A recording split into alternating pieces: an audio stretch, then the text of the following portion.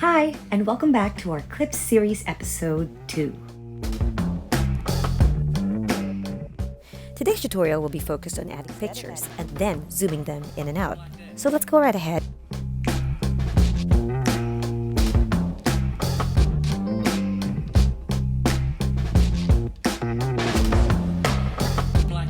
Now don't forget, you still need to add that image onto clips. So swipe up the record button and then pinch out the screen to zoom in.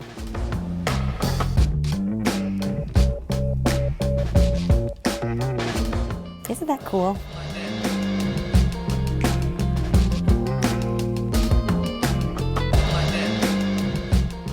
Clips has this awesome animated sticker pack, and just like posters, you download them off the web. So tap onto Library and let's check out the stickers. Swipe through to see your options, or tap on a category.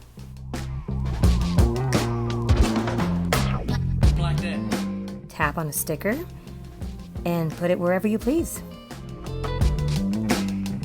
Make sure to put your stickers on your picture before you record it, so when you zoom in, the sticker remains in place. Let me show you how it works.